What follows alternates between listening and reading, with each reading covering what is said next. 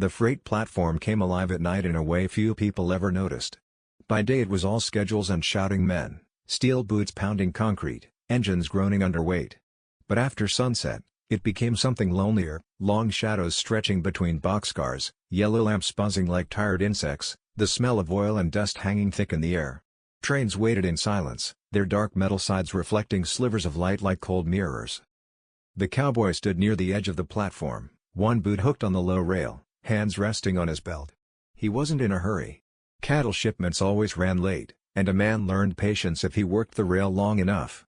His hat was pulled low, hiding eyes that had seen too many nights like this, quiet on the surface, heavy underneath. Around him, a handful of workers smoked and talked low, counting minutes until the next whistle.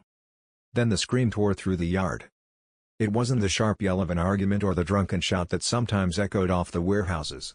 This sound was raw, pain stretched thin, breaking open.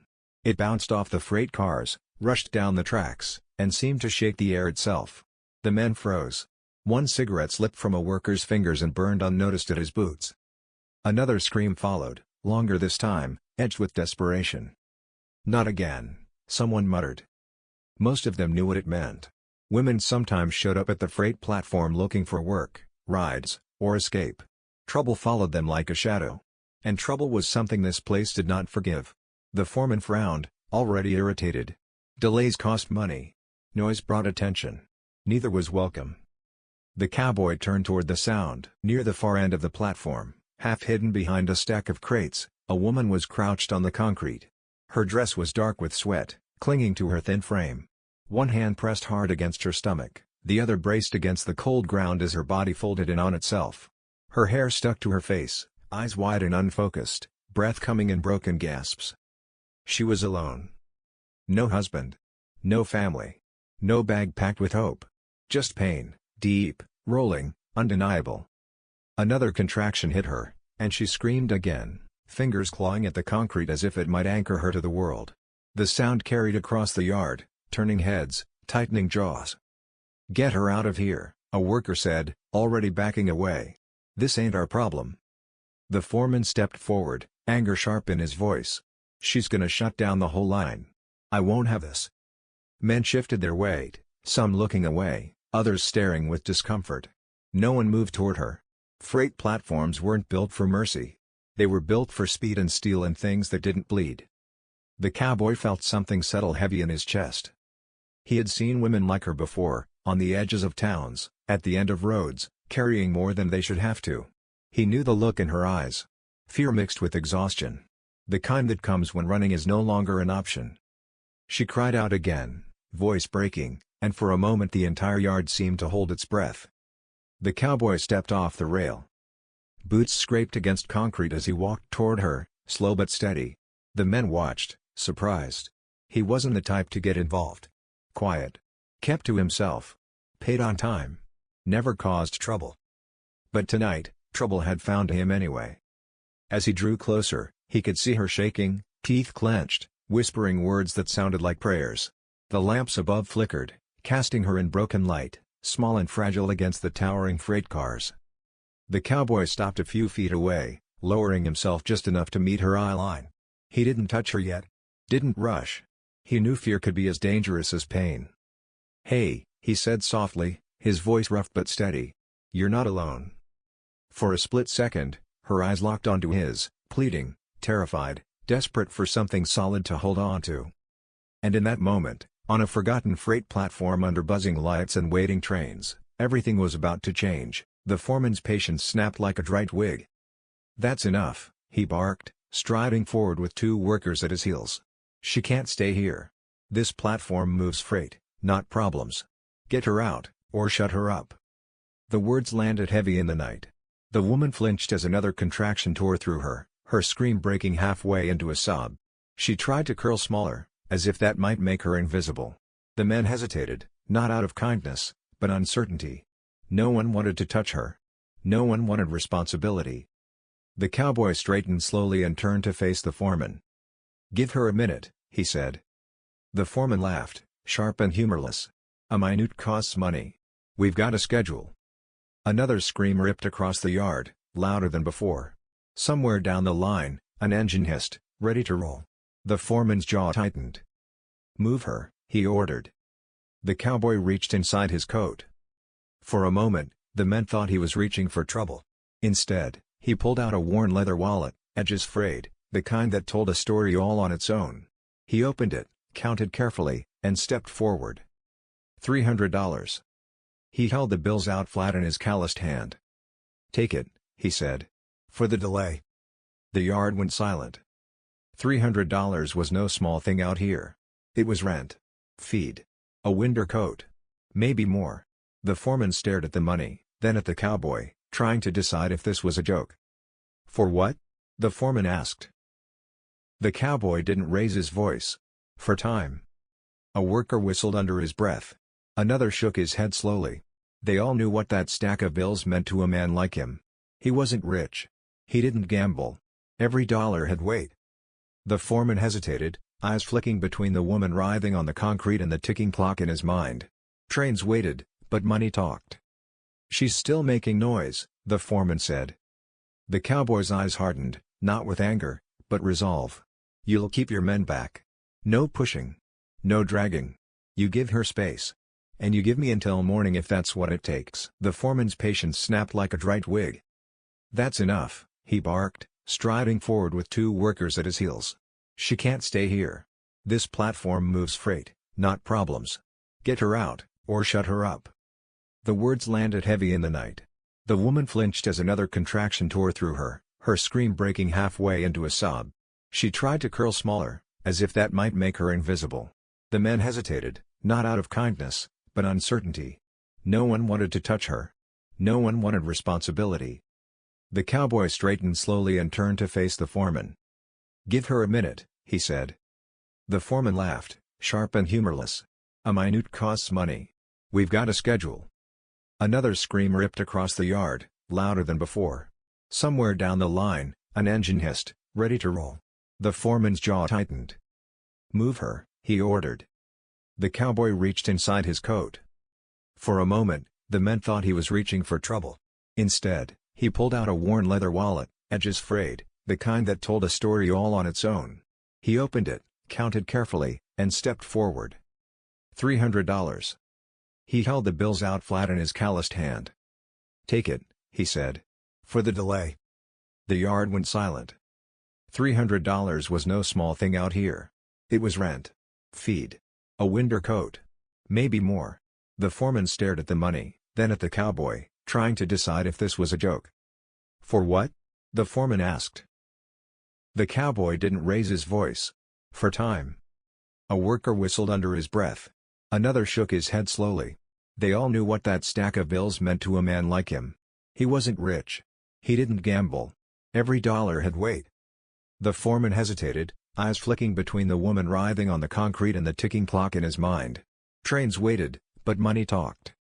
"She's still making noise," the foreman said. The cowboy's eyes hardened, not with anger, but resolve. "You'll keep your men back. No pushing. No dragging. You give her space. And you give me until morning if that's what it takes." Another contraction hit. The woman cried out, then choked it back, hands pressed to her mouth as tears streaked down her face. She had heard the word silence before. It never meant anything good. The cowboy knelt beside her again, lowering his voice so only she could hear. "You don't have to be quiet for them," he said. "Just breathe." She looked at him in disbelief, pain and confusion twisting her features. "They said." "I know," he interrupted gently.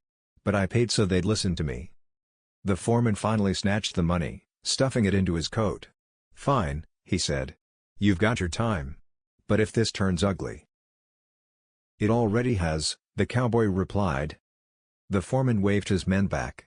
Reluctantly, they retreated, forming a loose circle at a distance. The freight platform felt suddenly wider, the noise of the yard dimming as if the world itself had stepped back. The woman gasped as another wave hit her, but this time, when she cried out, no one shouted her down. No one threatened. The sound rose and fell, carried away by the night. The cowboy removed his coat and spread it on the concrete beneath her, cushioning the cold steel. He tied his bandana around his wrist, mind working fast, memory pulling up half-forgotten moments from long ago. "Stay with me," he said. "One breath at a time." She clutched his sleeve like it was the last solid thing left, nodding through tears. Around them, freight cars stood silent, as if waiting. The $300 hadn't bought silence. It had bought permission, for a woman to exist, for pain to be seen, and for a life to arrive without being pushed into the dark. The night deepened around the freight platform, as if the world had narrowed to that single stretch of concrete between iron rails. The workers kept their distance now, murmuring among themselves, stealing glances but no longer interfering. The foreman stood near the office door, arms crossed, watching the clock more than the scene. Trains waited. So did fate. The woman's breathing grew uneven, shallow at first, then sharp as another contraction seized her. She cried out and doubled over, fingers digging into the cowboy's sleeve. He stayed steady, grounding himself so she could cling to him without fear of falling apart. "That's it," he murmured. "Let it come. Don't fight it." I can't," she gasped. "It hurts too much." "I know," he said, honest and calm. "But you're stronger than it." He spoke the way men do when words are all they have left, plain, firm, without false promises. The cowboy had never delivered a baby, but he'd been around enough life and death to know one truth: panic made everything worse. So he lent her his calm, piece by piece. Another contraction rolled through her, longer this time. Her scream tore out of her chest, echoing against the boxcars, then fell into ragged sobs. Sweat slicked her skin despite the cold. Her body shook as the rhythm changed, faster, heavier, more urgent. The cowboy noticed the shift. "It's close," he said quietly, more to himself than anyone else. He shrugged off his vest and folded it beneath her shoulders. The concrete was unforgiving, but he did what he could, his coat, his hat placed gently under her head. The platform smelled of iron and oil, but there was something else now too, the sharp, unmistakable scent of birth. A distant whistle blew, long and lonely. "Please," the woman whispered, eyes wild. "Don't leave me." "I'm not going anywhere," he answered, meeting her gaze. "You hear me?" "Not a step." She nodded weakly, clutching his hand as another wave crashed through her. Her body took over, instincts older than fear pushing her forward. She cried out again, this time deeper, a sound pulled from somewhere ancient. The cowboy rolled up his sleeves. "All right," he said. "When it comes, you push. I'll tell you when." He spoke with a confidence he didn't fully feel, but it held. She trusted it. Trusted him. Minutes blurred into something shapeless. Time lost its meaning between one breath and the next. The yard seemed to fade, the men, the trains, the rules of the world, until there was only the woman, the pain, and the cowboy's voice cutting through it all. "Now," he said. "Push." She screamed and pushed, face contorted, strength pouring out of her in raw, unstoppable force. Tears streamed down her cheeks, soaking into the fabric of his coat. Her grip tightened until his fingers went numb, but he didn't pull away. Again. And again. Between steel wheels and dark shadows, life fought its way forward. "I see it," the cowboy said, surprise breaking through his calm. "You're doing it. Keep going." Her sob turned into a cry that cracked the night open. One final push, her body arching, breath held. Then a sound cut through everything. A baby's cry. Thin at first, then strong. Alive. The cowboy froze for half a second, heart hammering in his chest. He wrapped the newborn quickly in his coat, wiping away blood and grime with the gentleness of someone who knew how fragile miracles were. "It's okay," he whispered, more to himself than anyone else. "You're okay." He laid the baby against the woman's chest. Her eyes widened in disbelief, then filled with tears as the crying softened. She reached for the child with shaking hands, pulling the small, warm body close. A broken laugh escaped her lips, half sob, half joy. "I did it," she breathed. "Yes, you did," the cowboy said, his voice rough now. Around them, the freight yard remained still. Even the man had gone quiet, hats lowered, eyes turned away in something like respect. Between iron rails and waiting trains, under flickering lights and a watching sky, a life had begun, where no one thought it should. And nothing would ever be the same again. The baby slept against the woman's chest, tiny breaths rising and falling in soft, uneven rhythms. The screams were gone now, replaced by a fragile quiet that felt almost holy in the cold freight yard. The cowboy stayed close, crouched beside her, one arm resting on his knee, eyes never leaving the small bundle wrapped in his coat. For a long moment, neither of them spoke. The woman finally broke the silence. "I didn't think I'd live through it," she whispered. "You did," he said. "Both of you." She nodded, but her expression didn't lighten the way he expected. Instead, it tightened, like someone bracing for another kind of pain. Her fingers traced the baby's back, slow and careful, as if she was memorizing every breath in case it was taken from her. "They're going to come, aren't they?" she asked. "Who?" "The men I ran from," she said. "Or the ones who take babies and ask questions later." The cowboy frowned. "You running from the law?" Her laugh was short, bitter. "From a man who thinks he owns me." The words hung heavy between them. She stared past him, eyes fixed on the dark line of boxcars. "He wasn't always cruel. That's how it starts. He helped me when I had nowhere to go. Said I owed him. Every day after that, the debt grew." Her voice shook, but she didn't stop. "When I told him I was pregnant, he said it wasn't his problem. Said I was ruined goods." The baby stirred, letting out a small sound. She tightened her hold instinctively. "I ran the night he raised his hand," she continued. "I didn't stop running until my feet bled. I thought the freight platform meant escape. Trains go places. I thought maybe I could disappear." The cowboy listened without interrupting. He'd heard confessions before, by campfires, in jails, in quiet moments when people had nothing left to lose. This one settled deep in his chest. "You had no one?" he asked. She shook her head. "Family's gone. Friends faded when things got hard. By the time I knew I was in labor, it was already too late to find help." A gust of wind swept through the yard, rattling loose paper and sending a chill across the concrete. The cowboy shifted closer, blocking the draft with his body. "No one deserves that," he said simply. She looked at him then, really looked, his worn hat, his lined face, the steady way he sat like the ground itself wouldn't move beneath him. "Why did you help me?" she asked. "You didn't know me." He considered the question. "Seemed like you needed it," he said. "And nobody else was stepping up." Her eyes filled again. But this time the tears didn't fall. "That money you paid," she said quietly. "They said you paid for silence." He shook his head. "I paid so you wouldn't have to disappear." The foreman's door creaked open nearby, footsteps approaching. The yard was waking again, schedules crawling back into place. But the space around them felt different now, charged with something that hadn't been there before. "They'll take my baby," she whispered suddenly, fear sharp in her voice. "I don't have papers. I don't have a place. I don't have anything." The cowboy looked at the child, then back at her. The baby's hand curled around a fold of fabric, small and trusting. "You've got time," he said. "And you've got choices." She searched his face, hope and doubt warring in her eyes. "Do I?" He nodded once. "More than you think." The truth she carried wasn't just her past, it was the weight of what came next. And as the first hint of dawn crept over the freight yard, the cowboy knew the $300 he'd spent had uncovered something far more costly than money. Dawn arrived quietly, a pale ribbon of light slipping between the boxcars and softening the hard edges of the freight yard. The lamps flickered off one by one, their yellow glow surrendering to morning. With daylight came movement, boots on concrete, murmured voices, the slow return of the world that had been held at bay through the night. The woman slept in short, exhausted breaths, the baby tucked safely against her chest.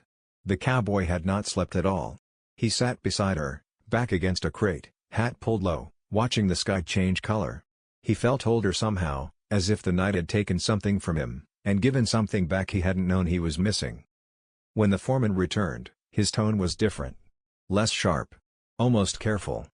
"There's a doctor coming in from town," he said gruffly. "Someone called it in. Figured it was the right thing." The cowboy nodded. "Thank you." The foreman glanced at the woman and child, then at the empty space where a train should have been. "You cost me a delay," he said. Then, after a pause, "but I've seen worse reasons." It was the closest thing to an apology the man would ever give. An hour later, a county truck rolled onto the platform. A nurse stepped out, eyes widening at the scene before softening with understanding. She checked the baby, then the mother, wrapping them in clean blankets and warm words. "They're going to be all right," she said. The woman exhaled a breath she'd been holding for days. She looked at the cowboy as if to anchor herself. "What happens now?"